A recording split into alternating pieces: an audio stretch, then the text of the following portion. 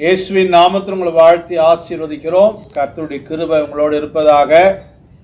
இப்பொழுதும் இந்த நாட்களிலே நாம் 7 சபைகளை குறித்ததான விளக்கங்களை கொஞ்சம் கொஞ்சமாக உங்களுக்கு புரியத்தக்கதாய் பார்த்து வருகிறோம்.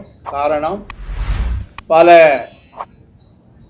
வேத புரட்டர்கள் பல நூற்றாண்டுகளாக ஒவ்வொரு சபையாக கர்த்தர் பேசினார் என்று பொய் உபதேசங்களும் சொன்னார்கள். அப்படி அல்ல, ஒரே காலகட்டத்திலே 7 சபையினுடைய நிலவரத்தை பரிசுத்தவான்களாகிய தேவனுடைய சபையினுடைய ஊழியர்களுக்கு தேவன் வெளிப்படுத்தின சத்தியமாகும்.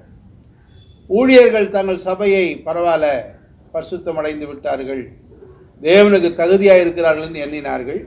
ஆனால் அந்த சபையில் இருக்கிற எத்தனை விதமான கூட்டம் இருக்கிறது, குறை இருக்குது, நிறைவு இருக்கிறது, எப்படிப்பட்ட சூழ்நிலை அந்த சபையை சூழ்ந்து இருக்கிறது, மக்கள் எப்படிப்பட்ட சூழ்நிலையிலிருந்து அந்த சபைக்கு வந்து கொண்டிருக்கிறார்கள், அந்த தூதன் எப்படிப்பட்ட தூதுவை கொடுக்க வேண்டும், எச்சரிக்க வேண்டும், அவர்கள் இன்னும் எதில் தேர வேண்டும் என்றெல்லாம் ஒவ்வொரு சபைக்கும் தேவன் அவர்களை திடப்படுத்தி சீர்படுத்தி ஸ்திரப்படுத்தி கட்டி எழுப்புவதற்காக இந்த 7 சபைகளுடைய நிறைவு குறைவை தேவன் பேசி, தூதனுக்கும் தேவன் கட்டளைகளை பிறப்பித்து, ஒருவேளை நீ இந்த அநியாயத்துக்கு இடம் கொடுப்பாயானால், இந்த உபதேசத்தை நீ பேசாமல் இருப்பாயானால் உன்னை தண்டிப்பேன் என்று கர்த்தர் சொன்ன வெளிப்பாடான விஷயங்கள் தான். ஒரு சபையை குறித்தும் தூதனை குறித்தும் சபையில் நிலவரங்களை குறித்தும் ஆண்டவர் பேசியிருக்கிறதுல இன்றைக்கு நாம் தியத்தரா சபையை குறித்து கொஞ்ச நேரம் நாம் பார்க்க போகிறோம். வெளிப்படுத்தல் 2ஆம் அதிகாரம் 18 தியத்தராவுக்கு தேவன் பேசுகிறார். வாசி. தியத்தீரா சபையின் தூதனுக்கு நீ எழுத வேண்டியது என்னவெனில், அக்கினி ஜுவாலை போன்ற கண்களும் பிரகாசமான வெண்கலம் போன்ற பாதங்களும் உள்ள தேவகுமாரன் சொல்லுகிறதாவது. எனக்கு அன்பான தேவ பிள்ளைகளே, அவர் தன்னை வெளிப்படுத்தும் பொழுது அக்கினி ஜுவாலை போன்ற கண்கள், வெண்கலம் போன்ற பாதங்கள் என்று சொல்லும் பொழுது இருள் கூட அவருக்கு வெளிச்சம் என்று வேதத்தில் நாம் வாசிக்கிறோம். அந்த மாதிரியான அவருக்கு மறைவானது ஒன்றும் இல்லை. சங்கீதம் 139:12 உமக்கு மறைவான இருளும் அந்தகாரப்படுத்தாது, இரவும் பகலை போல வெளிச்சமாயிருக்கும், உமக்கு இருளும் வெளிச்சமும் சரி. அப்படியே ஏசாயா 10:17 வாசிக்க கேள். இஸ்ரவேலியின் ஒளியானவர் அக்கினியும் அதன் பரிசுத்தர் அக்கினி ஜுவாலையும் ஆகி ஒரே நாளிலே அவருடைய முட்செடிகளையும் நெரிஞ்சல்களையும் தகிர்த்து பட்சித்தது. அல்லேலூயா. அக்கினி ஜுவாலையானவர் என்று ஏசாயா ஏற்கனவே அவரை பற்றி கூறியிருக்கிறார். ஆகவே இந்த அக்கினி ஜுவாலை போன்ற கண்கள் என்பது ரொம்ப துல்லியமாக யாருமே அந்த கண்களுக்கு மறைவாக இருக்க முடியாது. அவருக்கு மறைவாக எந்த ஒரு பொருளும் இடையில கொண்டு வர முடியாது என்பதை நாம் இங்கே பார்க்கிறோம். ரோமர் 8:27 வாசிக்க கேட்போம். ஆவியானவர் தேவனுடைய சித்தத்தின்படியே பரிசுத்தவான்களுக்காக வேண்டுதல் செய்கிறபடியால் இருதயங்களை ஆராய்ந்து பார்க்கிறவர் ஆவியின் சிந்தை இன்னதென்று அறிவார். ஆவியின் சிந்தை என்ன, அவங்க மனதுக்குள்ள என்ன இருக்கிறது, அவங்க யோசனை என்ன, எல்லாவற்றையும் அறிந்து தெளிவாக ஒரு ஆன்மாவை குறித்து அறிகின்ற அக்கினி ஜுவாலை உள்ள கண்கள். மறுபுறத்தில் பார்க்கும்பொழுது பிரகாசமான வெண்கல பாதம் என்று பார்க்கிறோம். அந்த வெண்கல பாதம் எதை குறிக்கிறது என்றால், பட்சாபாதம் இல்லாத நியாய தீர்ப்பும், தேவன் அந்த பரிசுத்தத்தில நீதியில வைராக்கியம் உள்ளவர் என்பதையும் அது குறிக்கிறதை நாம் பார்க்கிறோம். ரோமர் 2ஆம் அதிகாரத்தில் அவர் பட்சாபாதம் இல்லவர் என்று நாம் பார்க்கிறோம். தேவனிடத்தில் பட்சபாதம் இல்லை, பட்சாபாதம் இல்லை. இவன் எனக்கு ஆனவன் ஆவாதவன் பரவாயில்ல என்று கண்டுகொள்ளாம போகிற தேவன் அல்ல. எவ்வளோ தனக்கு தேவைப்படுகிற ஒரு சீஷனாயிருந்தாலும், விசுவாசியாயிருந்தாலும், தனக்காக பிரயாசப்பட்டவனாயிருந்தாலும், நியாயம் நீதி கற்பனை என்னவோ அதன்படி கர்த்தர் சரியாக நியாயம் விசாரிக்கிற தேவனாக இருக்கிறார். இதை தான் அந்த பாதம் காண்பிக்கிறது. கூடவே அந்த நியாய தீர்ப்பை குறித்து 1 கொரிந்தியர் 11ஆம் அதிகாரம் 31, 32 வாசி கேட்போம். நம்மை நாமே நிதானித்து அறிந்தால் நாம் நியாயம் தீர்க்க மாட்டோம். நாம் நியாயம் தீர்க்கப்படும் பொழுது உலகத்தோடு ஆக்கினைக்குள்ளாக தீர்க்கப்படாதபடிக்கு கர்த்தராலே சிட்சிக்கப்படுகிறோம். இந்த நாட்களிலே, சரீரத்தில் இருக்கிற நாட்களிலே பரிசுத்தவான்கள் சீர்பொருந்துவதற்காக தேவன் சிட்சையை வைத்திருக்கிறார். யாரை நேசிக்கிறாரோ அவர்களை சிட்சிக்கிறார் என்று நாம் வாசிக்கிறோம். தேவனுடைய சிட்சையை குறித்து வாசிக்க கேட்கிறோம். நான் நேசிக்கிறவர்கள் எவர்களோ அவர்களை கடிந்து கொண்டு சிட்சிக்கிறேன்.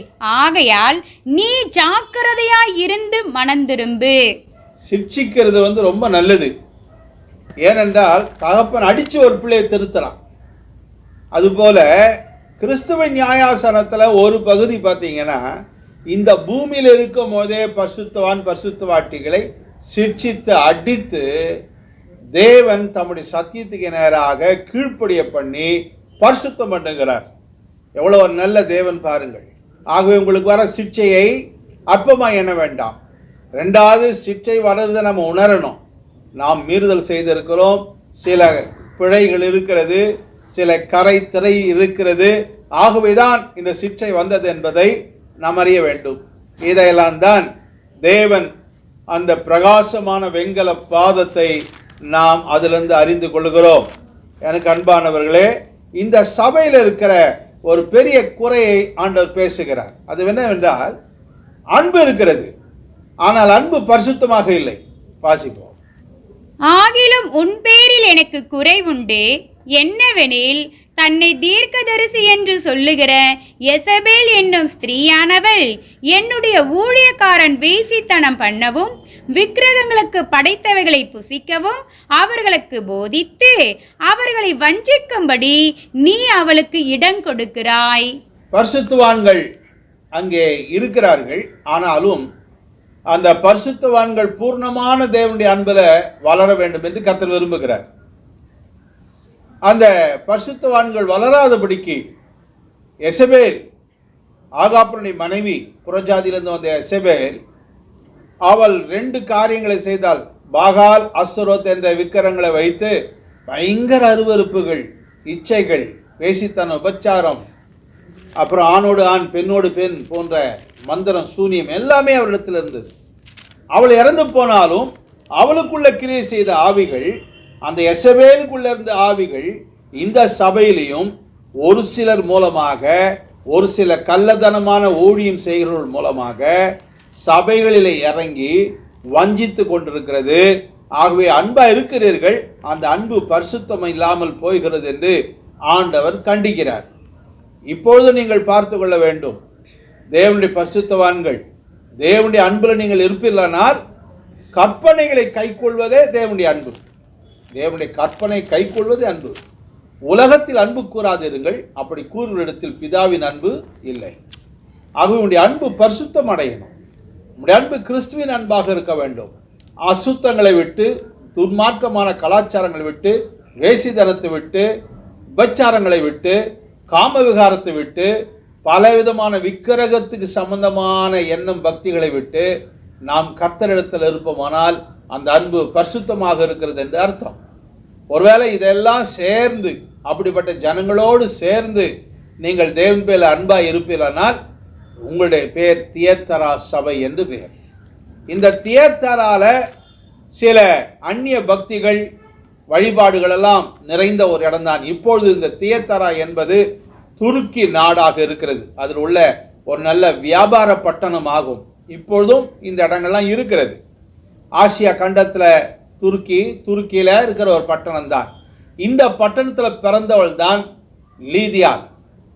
பிலிப்பு பட்டணத்தில் வாழ்ந்தார் லீதியாள். இவள் இங்கிருந்து போய் அங்கே ரத்தாம்பரம் வியாபாரங்களை செய்தாள். ரத்தாம்பரம் உண்டாக்குற ஒரு முக்கியமான தொழிற்சாலைகள், அந்த சாயத்தை உண்டாக்குற தொழிற்சாலைகள் தியத்தரா பட்டணத்தில் இருந்தது. மற்றும் பித்தளை, வெள்ளி, செம்பு போன்ற உருவாக்குற கம்பெனிகளும் ஃபேக்டரியும் தொழிற்சாலைகளும் இங்கே இருந்தது. ஆகவே கொஞ்சம் தொழில் வளம் நன்றாக இருந்தது. கூடவே விக்கிரகத்தினுடைய ஆராதனைகளும் விக்கிரகத்தினுடைய அந்த சிலைகளை விற்கிற ஒரு முக்கியமான இடமாக இது காணப்பட்டது. ஆகவே விக்கிரகம் நிறைந்த ஒரு பூமியாக இருந்ததுனால அவர்களையும் அந்த சபையார் சில பேர் திருப்திப்படுத்தி வாழ்ந்ததுனால எசபெலின் ஆவி உங்களுக்குள்ள இருக்கிறது என்று ஆண்டவர் அதை கண்டிக்கிறார். எனக்கு அன்பான தேவச்சனமே, யூதா 11 வாசிக்க கேட்போம். இவர்களுக்கு ஐயோ, இவர்கள் காயினுடைய வழியில் நடந்து பீலையாம் கூலிக்காக செய்த வஞ்சகத்திலே விரைந்தோடி கோரா எதிர்த்து பேசின பாவத்திற்குள்ளாகி கெட்டு போனார்கள். இப்படி பீலையாம் காசை வாங்கி கொண்டு வேசித்தனம் பண்றதுக்கு இடம் அளிக்க ஒரு ஆலோசனை சொன்னானோ, கோரா சத்தியத்தை எதிர்த்து கெட்டு போனானோ, அதுபோல இந்த சபையாரும் கெட்டு போகாதபடிக்கு தேவன் அவர்களை எச்சரிக்கிறார். ஆகவே உங்களுடைய அன்பு தேவன் மேல இருக்கிறது, ஆனால் அது பரிசுத்தமாய் இல்லை. அது தேவன் பேரில் மட்டும் இல்லை, மற்றதிலையும் சேர்ந்து இருக்கிறது. ஒருவாள் விசுவாசிகளே, தேவனுடைய பிள்ளைகளே, உங்களுடைய அன்பு கர்த்தர் பேரில் மட்டும் இல்லை, எல்லாத்தின் மீதும் இருக்கிறது என்றால் அது கிறிஸ்துவின் அன்பு அல்ல, அது தேவனுடைய அன்பும் அல்ல, அது இன்னும் அந்த அன்பு பரிசுத்தம் அடையலை. ஆகவே இப்படிப்பட்ட நிலையில் இருக்கிற ஒரு ஆத்மாவுக்கு பேர், அதாவது சபையும் நேசிப்பீர்கள், சத்தியத்தையும் கொஞ்சம் நேசிப்பீர்கள், சினிமாவையும் நேசிப்பீர்கள், விக்கிரக ஆராதனை உள்ள ஃப்ரெண்ட்ஷிப்பையும் திருப்தி பண்ணுவீங்க, கர்த்தரையும் திருப்தி பண்ணுவீங்க. அப்படின்னும் பொழுது உலகத்தையும் நேசிப்பீர்கள், கர்த்தரை நேசிப்பீர்கள் என்றால் உன்னுடைய ஆன்மா பேர் தியத்தரா சபை. நிச்சயமாய் உன் அன்பு பரிசுத்தம் அடைய வேண்டும், உன்னுடைய அன்பு பரிசுத்தமாய் விளங்க வேண்டும் என்பதற்காக தான் ஆண்டவர் விரும்புகிறார். அதை குறித்து எபேசியர் 1:4 வசனங்களை தேவன் அப்பொழுதே போட்டிருக்கிறத நாம் வாசிக்க கேட்போம். தமக்கு முன்பாக நாம் அன்பில் பரிசுத்தம் உள்ளவர்களும் குற்றமில்லாதவர்களுமாய் இருப்பதற்கு அவர் உலகம் தோற்றத்திற்கு முன்னே கிறிஸ்துவுக்குள் நம்மை தெரிந்து கொண்டபடியே. அன்பில் பரிசுத்தம் உள்ளவர்களாய் இருக்க முடியும், அன்பிலே பரிசுத்தம் உள்ளவர்களாய் இருக்க முடியும்.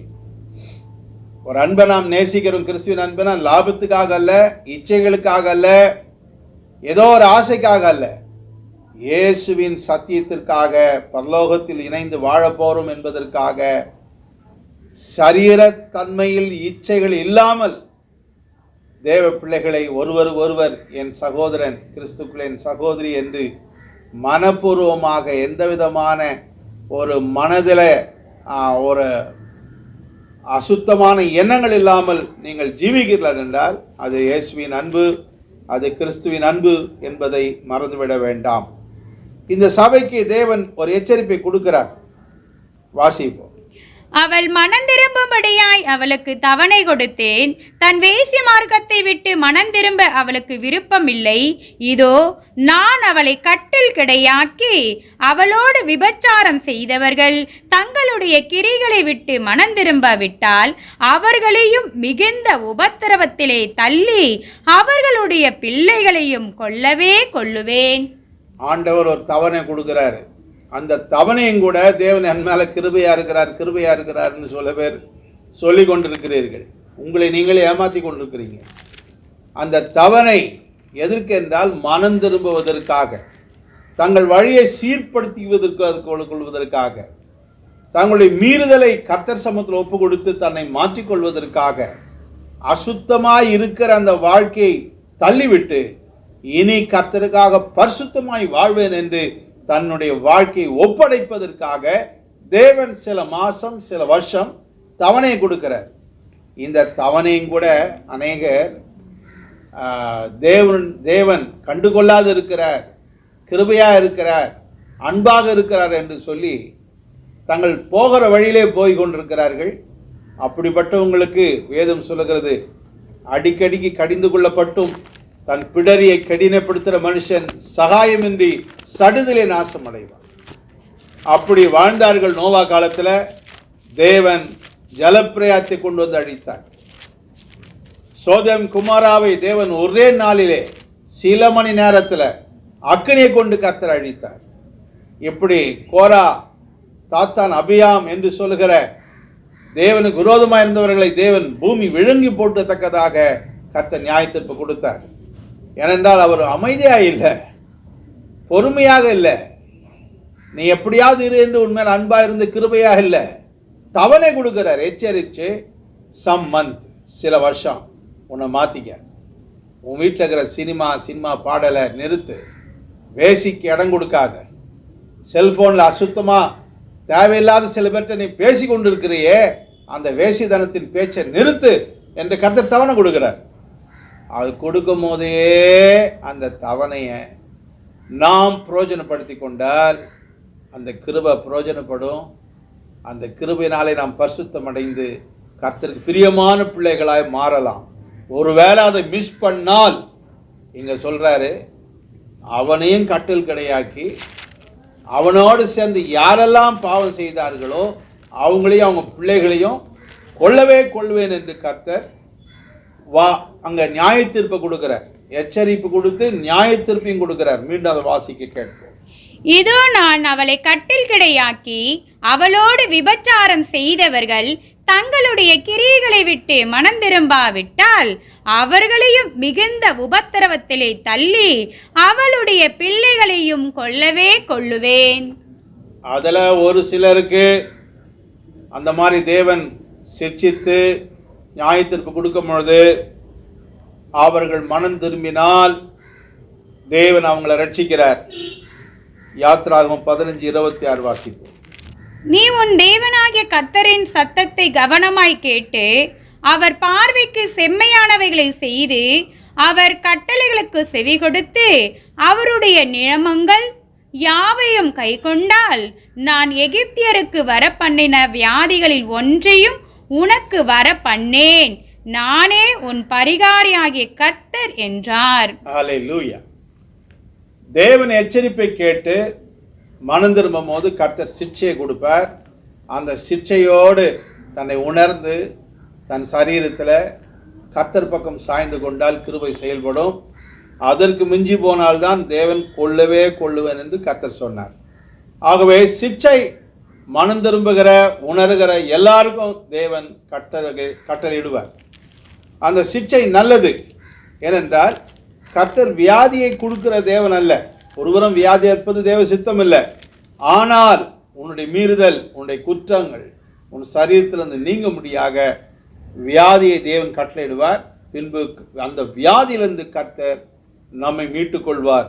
இந்த வாக்குத்தத்தத்தின்படி பிலிப்பியர் 1:5 பார்ப்போம். உங்களில் நற்கிரியையை தொடங்கினவர் அதை இயேசு கிறிஸ்துவின் நாள் பரியந்தம் முடிய நடத்தி வருவார் என்று நம்பி நான் உங்களை நினைக்கிற பொழுதெல்லாம் என் தேவனை ஸ்தோத்திரிக்கிறேன். ஹல்லேலூயா. கர்த்தர் நற்கிரியைகளை நம்மளிடத்தில் தொடங்கி நன்மையானதை நலமானதை மாத்திரம் செய்து கர்த்தருக்கு பிரியமாக ஜீவிக்க நம்மை சிருஷ்டித்திருக்கிறார். அவர் நம்மை அழைக்கிற வரைக்கும் அந்த நன்மையை மாத்திரம் நம்மிடத்திலிருந்து வெளிப்பட முடியாக, துர்க்கிரியைகள் அல்ல நற்கிரியைகளே வெளிப்பட முடியாக விசுவாசிகளே எச்சரிக்கையாக இருங்கள். தேவன் நம்மை உற்று பார்த்து கொண்டிருக்கிறார். அது மாத்திரமல்ல, எசபேலின் ஆவி மாத்திரமல்ல, இந்த சபையில் இன்னொரு குறை முக்கியமாக இருக்கிறது. அது என்னன்னா சாத்தானின் ஆழங்கள் என்று சொல்லுகிறார்கள். வாசிக்க கேட்போம். தியத்தீராவிலே இந்த போதகத்தை பற்றி கொள்ளாமலும் சாத்தானுடைய ஆழங்கள் என்று அவர்கள் சொல்லுகிறார்களே, அந்த ஆழங்களை அறிந்து கொள்ளாமல் இருக்கிற மற்றவர்களாகிய உங்களுக்கு நான் சொல்லுகிறதாவது, ஒரு சிலர் சாத்தானின் ஆழங்களை ஆராய்கிறார்கள். சாத்தான் யார், சாத்தான் எப்போ பூமிக்கு வந்தான்? இப்பொழுது கூட சில வீடியோகளும் போடுறாங்க. மனுஷனை உண்டாகிறது முன்னாடி பூமி ஒழுங்கின்மையும் வெறுமையுமா இருந்தது. எப்படி ஒழுங்கின்மையா இருந்தது, வெறுமையா எப்படி இருந்தது? சாத்தான் அதுக்கு முன்னாடி இந்த பூமிக்கு வந்ததுனால அது ஒழுங்கின்மையாகி போச்சு. அவங்களுக்கு சொல்லுகிறேன், ஒருவேளை இப்பயும் சாத்தான் உலகத்தில் இருக்கிறான், வானத்தில் இருக்கிறான், பூமியில் இருக்கிறான். அந்த மலையை இமயமலையை கொண்டு வந்து சென்னையில் வைக்கவும், சென்னையில் இருக்கிற கடலை தூக்கின்னு போய் இமயமலையில் வைக்கவும் அவனுக்கு அதிகாரம் கிடையாது. அவன் வந்து எல்லாத்தையும் ஒழுங்கினமாக்கிட்டான்னு இவங்க பேசின்னு இருக்கிறாங்க. சாத்தானுக்கு இந்த பூமியின் சிருஷ்டிப்புகள் மேலே எந்த அதிகாரம் தேவன் கொடுக்காம எந்த அதிகாரம் கிடையாது. இந்த அறிவே இல்லாமல் சாத்தானின் ஆழங்கள் என்று இப்பொழுதும் ஒரு சிலர் வீடியோ போட்டு கொண்டிருக்கிறார்கள். அப்படியே காயின் சாத்தானால் பிறந்தவன் என்ற பொய் உபதேசத்தை போட்டு கொண்டிருக்கிறார்கள். அப்படிப்பட்டவர்கள் என்னிடத்தில் டைரக்டாக வந்து நீங்கள் வாதம் பண்ணி பாருங்கள். நிச்சயமாய் வசனத்தோடு ஆதாரத்தோடு உங்களை ஜெயிப்பேன். நீங்கள் மக்களை குழப்பி கொண்டிருக்கிற சாத்தான் கூட்டத்தார். நாம் சத்தியத்தை கை கொள்ள வேண்டிய அறிவு தான் நமக்கு முக்கியமான தேவையே தவிர, சாத்தான் எங்கேருந்து வந்தான், சாத்தான் எப்படிப்பட்டவன், சாத்தான் எங்கே போய் நின்னான், சாத்தான் என்ன பண்ணி கொண்டிருக்கிறான், சாத்தான் அங்கே பார்க்குறேன் இங்கே பார்க்குறேன்றது நம்ம வேலை இல்லை. சாத்தான் தேவனுக்கு விரோதமாக மனுஷனுக்கு விரோதமாக இருக்கிறான், அவ்வளோதான். அவன் எப்போ வந்தான், பூமியை எப்படி பண்ணான், பூமி எங்கே பள்ளம் தோண்டினான், பூமி எங்கே வச்சான்னு சொல்கிறதெல்லாம் தேவையில்லாத வேலைகள். சாத்தானை குறித்து அறிந்து கொள்ள வேண்டிய அவசியம் நமக்கு இல்லை. நாம் தேவனை குறித்து தான் அறிந்து கொள்ள வேண்டும். அதை குறித்து நமக்கு அறிந்து கொள்ள வேண்டிய அவசியம் நமக்கு இல்லை. ஆகவே அப்படிப்பட்ட போதனைகள், அப்படிப்பட்ட சபைகள், போதகர்கள்லாம் இருக்கிறார்கள். தேவையில்லாத விஷயத்தை பேசி கொண்டிருக்கிறார்கள். நீங்களும் அப்படிப்பட்ட போதனைகள் எல்லாம் விட்டு விலகி கர்த்தர் நமக்கு சொன்ன கற்பனைகளை கை கொள்ள வகை தேடுங்கள். கர்த்தர் உங்கள் மேல் கிருபையா இருப்பார். அல்லேலூயா. அப்படி ஒரு சிலர் அந்த ஆழங்களை தேடுகிறார்கள் இந்த சபையில. ஒரு சிலர் அதெல்லாம் தேடாமல் கர்த்தருக்கு ரொம்ப பிரியமாக இருக்கிறார்கள். அவர்களுக்காக தேவன் பிரதிபலனை குறித்து பேசுகிறதை நாம் பார்ப்போம். ஜெயங்கொண்டு முடிவு பரியந்தும் என் கிரியைகளை கை கொள்ளுகிறவன் எவனோ அவனுக்கு நான் என் பிதாவிடத்தில் அதிகாரம் பெற்றது போல ஜாதிகள் மேல் அதிகாரம் கொடுப்பேன். அவன் இருப்பு கோலால் அவர்களை ஆளுவான். அவர்கள் மண்பாண்டங்களைப் போல நொறுக்கப்படுவார்கள். விடிவெள்ளி நட்சத்திரங்களையும் அவனுக்கு கொடுப்பேன். ஜெயம் பெற்ற பரிசுத்தவான்களே அந்த சபையில் எழும்புவார்கள். அவர்களுக்கு ஆண்டவர் சொல்றார், முடிகிற வரைக்கும், நான் உங்களை அழைக்கிற வரைக்கும் உங்களுடைய கிரியைகளை நிலைநிறுங்கள். வாசிங்க. உங்களுக்குள்ளதை நான் வருமளவும் பற்றி கொண்டிருங்கள். உங்களுக்குள்ளதை நான் வருமளவும் பற்றி கொண்டிருங்கள். ஜெயம் பெற்றவர்கள் வாசிங்க. அதை தொடர்ந்து ஜெயம் கொண்டு முடிவு பரியந்தம் என் கிரியைகளை கை கொள்ளுகிறவன் எவனோ கை கொள்ளுங்கள். ஏனால் இன்றைக்கு செஞ்சுட்டு நாளைக்கு செஞ்சுட்டு நாளன்னைக்கு இல்லை. ஜெயம் பெற்றவர்கள் தொடர்ந்து உங்களுடைய கிரியைகளை தொடர்ந்து செய்யுங்கள். கர்த்தருக்காக செய்யுங்கள். அவர் உங்களை அழைத்து போகிற வரைக்கும் இந்த பூமியில சரியாக செய்யுங்கள். அப்படி செய்கிறவர்களுக்கு தேவன் சொல்லுகிறார், அவர்களுக்கு தான் பிரதிபலனை கர்த்தர் கட்டளையிடுகிறார். அவர்களுக்கு என்ன சொல்லுகிறார் பிரதிபலனை? அவனுக்கு நான் என் பிதாவிடத்தில் அதிகாரம் பெற்றது போல ஜாதிகள் மேல் அதிகாரம் கொடுப்பேன். ஜாதிகள் மேல் அதிகாரத்தை கொடுப்பேன். அவன் இருப்பு கோலால் அவர்களை ஆளுவான். அவர்கள் மண்பாண்டங்களைப் போல நொறுக்கப்படுவார்கள். விடிவெள்ளி நட்சத்திரத்தையும் அவனுக்கு கொடுப்பேன். நான் அதிகாரம் பெற்றது போல அவர்களுக்கும் அதிகாரத்தை கொடுப்பேன் என்று கர்த்தர் பேசுகிறார். அது மாத்திரமல்ல, அப்படி ஜெயம் பெற்று நிலைத்திருந்து அவருடைய கிரியைகளை செய்தவர்களுக்கு இந்த பூமியில நாம் ஒரு பரிசு கொடுத்தா கேக்கு கொடுப்போம், கிஃப்ட் கொடுப்போம், ஒரு பாக்ஸ் கொடுப்போம், ஒரு கப்பு கொடுப்போம், ஒரு ஃப்ளவர் வாஷ் கொடுப்போம். ஆண்டவருடைய கிஃப்டெல்லாம் பெருசு பெருசு. இப்படி நின்று வேலை செய்கிற ஆத்மாவுக்கு, பரிசுத்தவானுக்கு விடிவெளி நட்சத்திரத்தையே கொடுப்பேன் என்று கர்த்தர் சொல்லுகிறார். விடிவெளி நட்சத்திரம் ஒரு விசேஷமான ஒளி உள்ளது. அப்படிப்பட்ட ஒரு பெரிய நட்சத்திரத்தையே அவனுக்கு பங்காக கொடுக்கிறார்.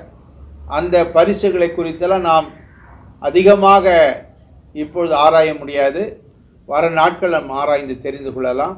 மிகப்பெரிய பரிசுகள், அப்படி ஒரு விசேஷமான பரிசுகளை தேவன் கொடுக்கிறார். அதிகாரமும் கொடுக்கிறார். விடிவெளி நட்சத்திரத்தையே கொடுக்கிறார். ஆகவே தேவ பிள்ளைகளே, பரிசுத்தவான்களே, இந்த தியேத்தரா சபையை போல அன்பில் நீங்கள் குறைவுள்ளவர்களாக உலகத்தோடு மிக்ஸ் ஆகி இருக்கக்கூடாது. நாம் ஜெயித்தவர்களாக இருக்க வேண்டும். பரிசுத்தமுள்ள அன்பாய் இருக்க வேண்டும். எசபேலின் ஆவிகளுக்கு இடமளிக்கிற எந்த மனுஷியாவது வேற ஊழியை செயலாவது இடம் கொடுத்தால் நீங்கள் அதை ஏற்றுக்கொள்ளாமலும் அதை புறக்கணித்து தள்ளி சத்தியத்துக்கு மாத்திரம் இடம் கொடுக்கும்படியாக உங்களை கேட்டுக்கொள்கிறேன். கர்த்தர் உங்களை ஜெயம் பெறுகிறவர்களாகவும் நிலைத்திருக்கிறவர்களாகவும் அதிகாரம் பெற்றவர்களாகவும் விசேஷமான விடிவெளி நட்சத்திரத்தையும் நீங்கள் பெற்று உங்கள் அந்தஸ்துகள் பரலோக ராஜ்யத்தில் உயர்ந்திருக்கத்தக்கதாகவும் கர்த்தர் தாமே கிருபை செய்வார். கர்த்தர் உங்களை ஆசீர்வதிப்பார். Praise the Lord. ஸ்தோத்திரம்.